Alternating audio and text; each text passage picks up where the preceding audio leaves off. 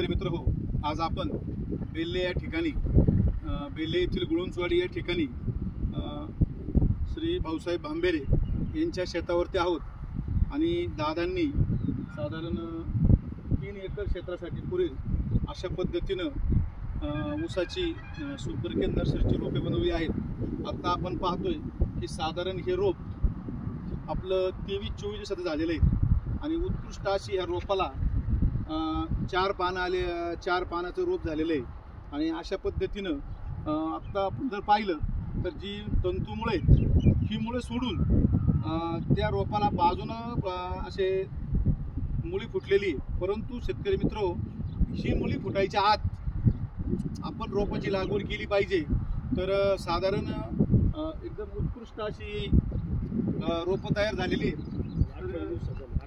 28 दिवसाची रोपं तयार झालेली आहे। आपण सरासरी 24-25 दिवसाच्या बेस्ट ह्या रोपांची लागवड होईल। आता आपण जर पाहिलं तिकून उचला, आपण जर पाहिलं आणि दोन्हीकून जर असं भारदान उचललं तर सहज रोपाशी मोकळी होत आहेत आणि आपल्याला आपण जर जवळ जर हे घेतलं तर पाहिलं तर सहज रोपं मोकळे होत आहेत। तरी जे शेतकरी बांधव सुपरकेन नर्सरी बनवत आहेत त्यांना अशी माझी विनंती आहे की त्यांनी रोपाची जितके लवकर लागवड करता येईल 22-23-24 दिवसात, कारण का अशा पद्धतीने जी सफेद मुळी फुटते ही मुळी तुमची शेतात जाऊन फुटली पाहिजे।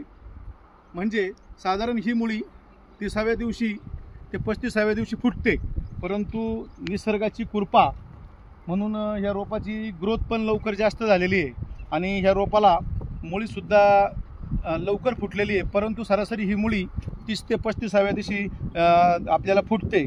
तरी अशा पद्धतीने जर आपण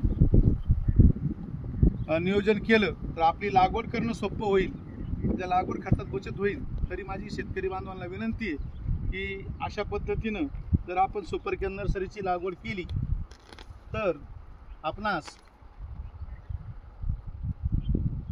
बेस्ट रिझल्ट भेटतील।